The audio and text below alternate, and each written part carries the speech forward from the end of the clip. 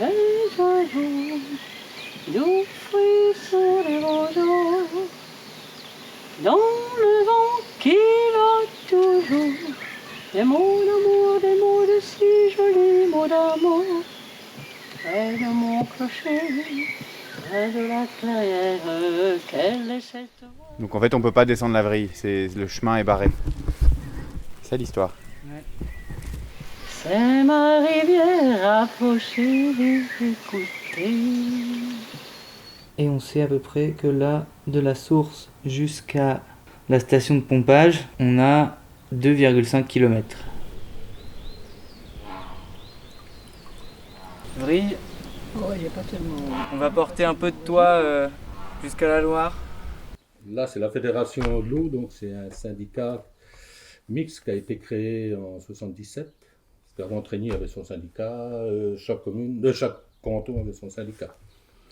Et nous, nos nitrates, on les retrouve dans les analyses, tout ça, dans les grandes périodes à l'automne, quand les grandes pluies reviennent, tout ça, donc ça fait un lessivage du sol et ça arrive dans les nappes. Ça c'est bien élargi là, hein.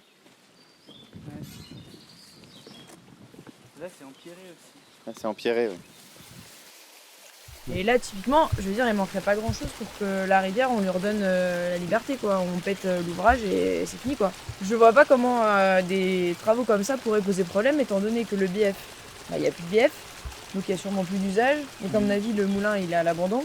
Les travaux sur la continuité écologique, c'est des travaux qui suscitent beaucoup de tensions. L'acceptation sociale est très difficile parce que justement, il y a le côté patrimonial et il y a une grosse pression qui est faite par les associations du patrimoine, etc. et par l'hydroélectricité. Et nous, on n'est pas...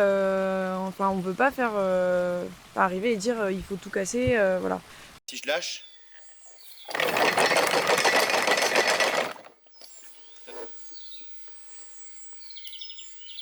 Voilà, ce qui m'a attiré sur la Vrille, c'est ça, c'est qu'il y avait, c'est une rivière qui est fortement architecturée.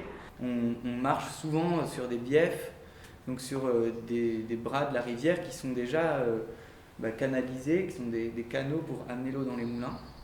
Je présente mon diplôme d'architecte et donc j'avais envie de faire un jury avant le jury, donc c'est vous. Je me disais peut-être que dans cette station de pompage, justement, il pourrait y avoir... Elle est quand même encore un peu utilisée. En fait, elle est utilisée aujourd'hui parce qu'elle récupère l'eau de la station des Enchasses pour la filtrer avec les filtres charbon. C'est ça, si j'ai bien compris. L'architecture, c'est pas forcément tout de suite fonctionnel. Je pense qu'il y a cet aspect-là dans ce que tu proposes, c'est d'avoir un espace où on peut réfléchir à comment on va pouvoir prendre soin de l'eau. Jusqu'ici, tu vas encore. J'adore rencontrer un agriculteur qui est sur un bassin d'alimentation de captage. C'est la classe, tu as en responsabilité l'eau.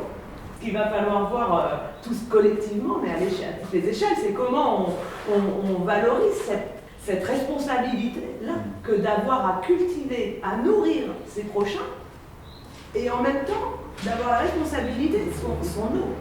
Certaines molécules se retrouvent dans les eaux et ils ne sont pas traités, et donc ça passe dans la rivière, et je suis sûr et je suis persuadé que dans quelques années, quand on va rechercher dans l'infiniment plus petit, on va découvrir des choses qui sont beaucoup plus graves.